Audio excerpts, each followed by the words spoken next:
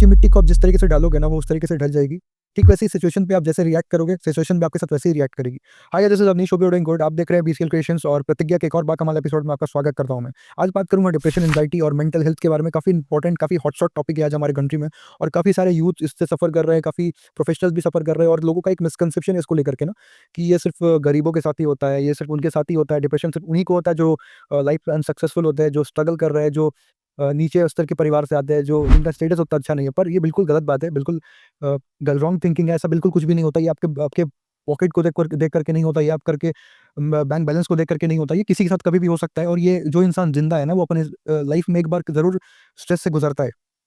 मैं आपके साथ एक इंसिडेंट शेयर करता हूँ। वर्ल्ड इकोनॉमिक रिफॉर्म जो 2020 स्विट्जरलैंड डेवोस में हुआ था, वहाँ पे हमारी बॉलीवुड एक्ट्रेस दीपिका पादुकोण भी मौजूद थी, जहाँ उन्होंने अपने मेंटल हेल्थ को लेकर के खुल के बातें रखी कि जब वो डिप्रेशन फेस कर रही थी 2014 में।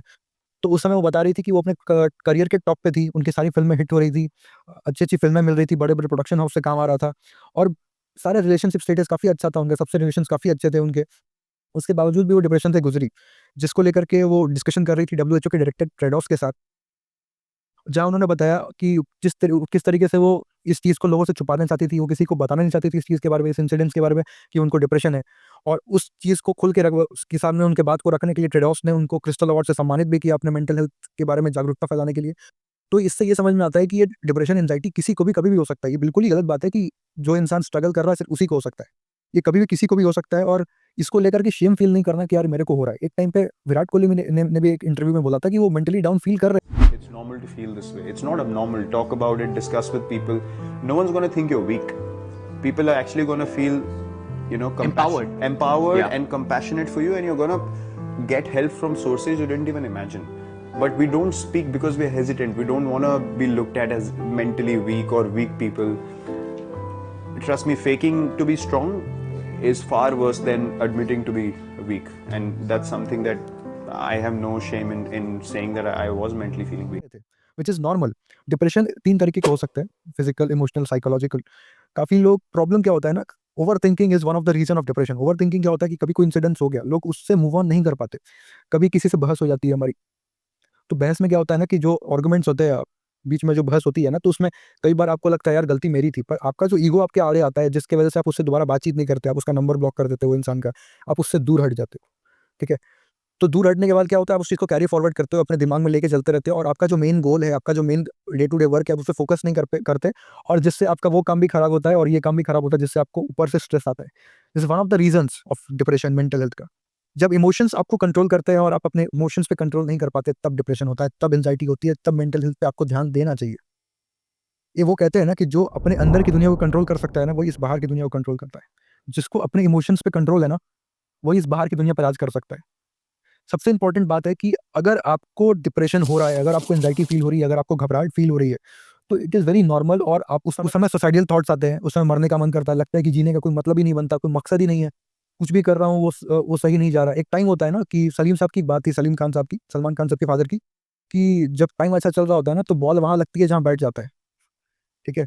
तो जब समय सही चल रहा होता है, तो सारी चीज़ें पर्सपेक्टिव में जाते रहती है। हनी सिंह का भी एक टाइम था, यो-यो हनी सिंह का 2012-13 में एक टाइम था जब उनके सारे ट्रैक्स हिट हो रहे थे, राइट? सारे गाने 500 मिलियन में जाते थे, आज भी जा रहे हैं, आज भी अच्छा कमबैक करके उन्होंने अच्छा म्यूज़िक दे रहे हैं वो भी। फिर भी उस टाइम उनका पीक था, और धीरे-धीरे करके जब वो बीमार पड़े, तो उसके बाद उनको वापस अपने आप को खड़ा करने में टाइम लग गया, व्हिच इज़ नॉर्मल, राइट? तो सबका एक टाइम होता है। आपके साथ ये फ़ेज़ हो रहा है, अगर आपको डिप्रेशन लग रहा है, आपको मेंटल हेल्थ पे प्रॉब्लम हो रही है, अगर आप बार-बार एक ही चीज़ सोचते रहोगे ना, तो बस एक फ़ेज़ होता है, ये निकल जाएगा। अब उस समय लगता है कि मैं मर जाऊँ। ये अगर और एग्ज़ाम्पल चाहिए, तो कपिल शर्मा के साथ भी ऐसा हुआ था। एक बार कपिल शर्मा ने भी अपने इंटरव्यू में बोला था कि अगर आपको भी ऐसा फ़ील हो रहा है ना कि मैं अपने आप को ख़त्म कर लूँ, जीने का कोई मकसद नहीं बनता, तब आपको सोचना चाहिए कि ये बस एक फ़ेज़ है, ये निकल जाएगा, निकलने के बाद सब कुछ नॉर्मल हो जाएगा। तब तक आपको अपने इमोशंस पे कंट्रोल करना पड़ेगा। और कई बार क्या होता है ना कि आप चिढ़ जाते हो, किसी से भी कुछ भी बोल देते हो, किसी को कुछ भी उल्टा-सीधा बोल देते हो, फिर आप सोचते हो कि यार मैं प्रॉब्लम में हूँ, मैं उसको क्यों बोल दिया? Which is very normal. आपको उस समय शांत रहना चाहिए, आपको लगता होगा उस समय कि मैं किसी से बात ना करूँ, मैं किसी से मिलूँ नहीं, पर जितना आप अपनी फीलिंग्स को शेयर करोगे, जितना आप बाँटोगे अपने दोस्तों के साथ इस बात को, उतना आपका मन हल्का होगा। दुःख बाँटने से कम होता है, वो बोलते हैं ना, दुःख बाँटने से कम होता है, तो आप अपने प्रॉब्लम्स को जितना, जो अगर प्रॉब्लम शेयर करने लायक है, उसको आपको शेयर करना करना ही चाहिए। और एक ऐसा इंसान हमेशा अपने जीवन में रखना चाहिए, चाहे वो आपका दोस्त भी हो सकता है, चाहे वो आपका कलीग भी हो सकता है, चाहे वो आपकी कोई फैमिली मेंबर, चाहे आपकी वाइफ, कोई भी हो सकता है, जिससे आप अपने प्रॉब्लम्स को शेयर करो। जहाँ एक ऐसा जगह होना चाहिए ना, जहाँ पे आपको एनर्जी वापस मिले। लोग तो एनर्जी लेते ही आपसे, आपका काम आपसे एनर्जी लेता है।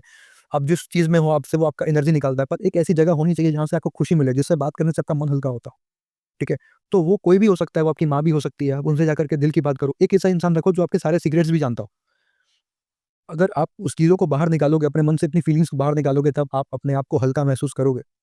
कई बार क्या होता है, लोग उसको कैरी फॉरवर्ड करते हैं, जिसकी वजह से वो बार-बार एक लूप में फँस जाते हैं। लूप में फँसने के बाद वो समझते हैं कि मैं निकलूँ कैसे? बार-बार ओवरथिंक कर रहा हूँ मैं।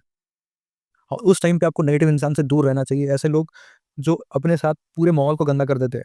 तो आपको वैसे इंसान से दूर रहना चाहिए। पॉजिटिव चीज़ें देखिए, कॉमेडी वीडियोज़ देखिए, पर हाँ, एक बात ध्यान रखिए, ये बस एक फ़ेज़ होता है, ये फ़ेज़ निकल जाता है। ये किसी के साथ भी हो सकता है।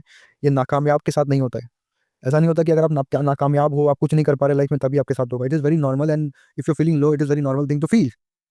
दीपिका पादुकोण ने जब ये चीज़ फेस करी थी, उसके बाद उन्होंने एक फाउंडेशन की शुरुआत की, लाइन लिव, लव, लाफ। बस अपने आप पे भरोसा रखो। आप अगर आप शांत रहोगे, अगर आप एग्ज़ामिनेशन की तैयारी कर रहे हो, आप ये सोच रहे हो, यार मेरा एग्ज़ामिनेशन तो क्रैक ही नहीं हो रहा मेरे से, बार-बार एक ही चीज़ पढ़ रहा हूँ, मेरे अटेम्प्ट्स लग रहे हैं, मैं अगर नीट कर रहा हूँ, जेईई कर रहा हूँ, सीए कर रहा हूँ, मेरे से हो ही नहीं रहा, मेरे को करियर की टेंशन है, मेरे को जल्दी पैसे कमाने हैं, सब कुछ ठीक है, पर सबसे इम्पोर्टेंट है वो आपकी लाइफ़ है। और लाइफ़ सिर्फ़ आपकी नहीं है, ये लाइफ़ आपके माता-पिता की भी उतनी ही जितनी आपकी है। ठीक है? उन्होंने आपको जन्म दिया, उन्होंने आपको पोसा-पाला, सब कुछ ठीक है, पर उनकी आपसे एक्सपेक्टेशन है, वो भी ठीक है। पर उन्होंने आपके लिए ज़िंदगी दे दी यार। तो आपकी लाइफ़ आपके लिए जितनी इम्पोर्टेंट है, जितनी इम्पोर्टेंस रखती है, वो उतनी उनके लिए भी इम्पोर्टेंस रखती है। तो आपको अपनी लाइफ़ को इतना फॉर ग्रांटेड और इतना ऐसा नहीं फ़ील करना चाहिए कि मैं कुछ भी सुसाइड कर लूँगा और ये तो मेरी लाइफ़ में मैं खत्म कर लूँगा। ये बहुत ही रॉन्ग थिंकिंग है। आपको बस समझना चाहिए कि एक फ़ेज़ है, निकल जाएगा। उसके बाद आप वही होगे जो पहले थे। Thank you so much for watching this video. और एक बात ध्यान रखना, जो अपनी अंदर की दुनिया को कंट्रोल कर सकता है, वही इस बाहर की दुनिया को कंट्रोल करता है, इसके ऊपर राज करता है। That's all from my side. This is Avani signing off. Love you, take care, good bye, have a great day.